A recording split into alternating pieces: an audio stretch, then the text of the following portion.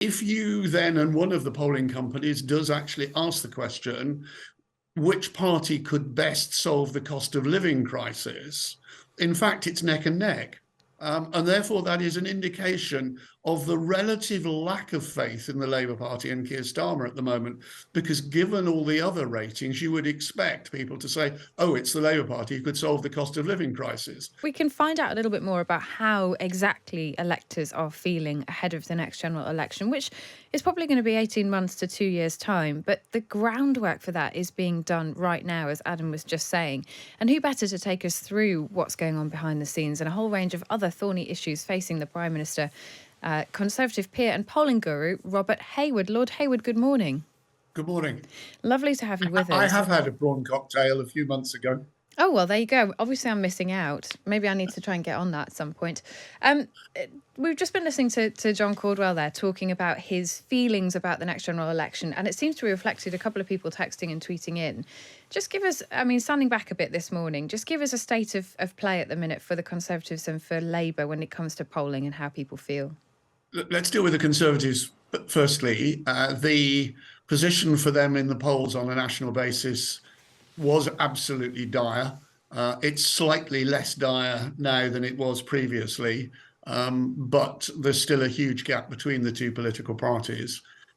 The notable event of the last few days, i.e. the Northern Ireland Windsor Accord, agreement, whatever one's calling it, has an impact on Rishi Sunak's personal ratings quite markedly, and to a lesser extent the Conservative Party. So he has established himself clearly in people's minds for the first time since the strike started, which has been a real burden for him. On the Labour side, Labour huge lead, not quite as big as it was, but underlying that lead, there isn't a strength of commitment to the Labour Party nor to Keir Starmer, which there was in the 95, 96 era when Tony Blair was leading the Labour Party. There, all the indicators in opinion polls showed that the population had shifted. That isn't the case now. That's interesting, and it does seem to be reflected anecdotally when you do speak to people about how they feel, though we are a long way from an election at the moment. Just taking two big issues that are going to come up in the next couple of weeks. First off, the budget. How understanding are the public at the moment about the state of the nation's finances? Because there's been a lot of conversation about tax cuts, about more support for energy bills, which we expect will continue. How forgiving is the public at the moment of the government's position? I think if one would have gone back 2 weeks, 3 weeks, they'd have probably been slightly forgiving, but somewhat less than they are now. And that's associated with the public response to Rishi's handling of Northern Ireland. And equally, we've got next week the question of boat people and his meeting with President Macron. That may or may not help him, because everybody is asking for money at the moment, whether it's tax cuts and whether that's personal tax cuts or whether it's business taxes or other aspects. People are fairly well aware. They are generally, how is it going to impact on me? But they are willing to take a broader issue, not just of individual tax cuts, because they're also conscious that if the economy is managed well, adequately, whatever adjective you choose to use, they will respond, because things like mortgage rates, overseas holidays, and all sorts of other aspects are impacts on people's day-to-day capacity to spend and save. It sounds like people are more forgiving than perhaps sometimes newspapers would allow for. But where do the two parties stand in terms of who people have more faith in on the economy? Traditionally, it's been the Conservative Party. Is that still the case? No, the Conservative Party has lost its lead in virtually every field. But what is fascinating is that I made reference just now to this huge Labour lead. If you then, and one of the polling companies does actually ask the question, which party could best solve the cost of living crisis? In fact, it's neck and neck. And therefore, that is an indication of the relative lack of faith in the Labour Party and Keir Starmer at the moment, because given all the other ratings, you would expect people to say, oh, it's the Labour Party who could solve the cost of living crisis. But that clearly isn't the case. And therefore, it's an insecure lead that Labour have on these matters.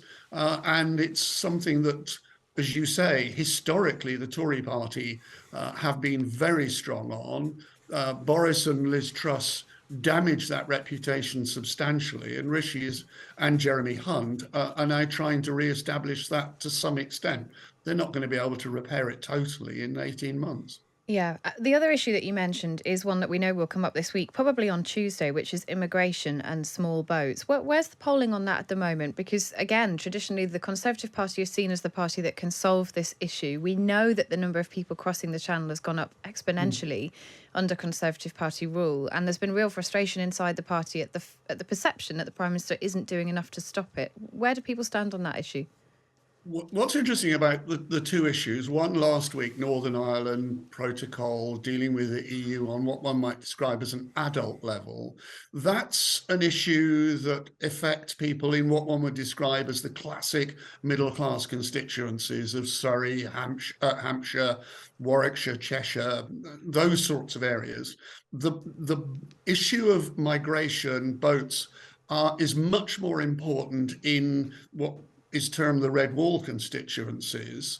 There is a sense of frustration, very strong frustration, amongst those people who voted for Boris, voted for the Conservative Party in large numbers in 2019, but have not seen what they deem to be a successful solution to that issue.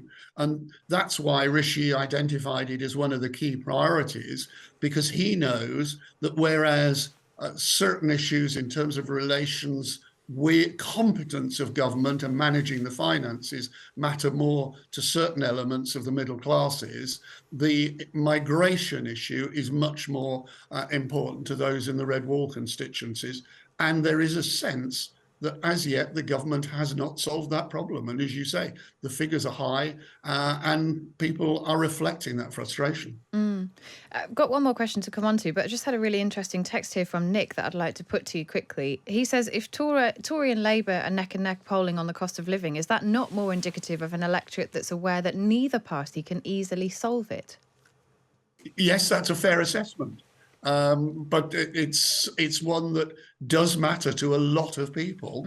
And again, one of the other commitments that Rishi has made as one of his core targets is to bring inflation down quite markedly, because he knows that it does matter to people. Now, a lot of that inflation has been generated by both the events around COVID and Ukraine. And I think there's probably some evidence, not only in this country, but in other countries, that the cost of living issue will diminish. But that correspondent is right. There is a cynicism towards politicians in all parties, not just on cost of living, but a lot of other issues as well. And just finally, I mean, you mentioned COVID there. It's worth just asking you, is it too soon to see a definitive reaction from people around the Partygate texts that have been revealed in the Telegraph newspaper, or are you seeing some impact of that, and what is it? No, it's far too soon, and there's all sorts of cross currents in relation to it. You have Stephen Caldwell touched on the disclosure of NDAs. There's a sense as to whether the texts are actually being produced in full or very selectively. So I think there's an underlying current in relation to COVID and Boris in particular and Partygate, but it won't impact on opinion polls as such for a while. Lord Hayward, thank you so much for taking us through all the things that parties look at behind the scenes which drive their policies forward. Much appreciate your company this morning.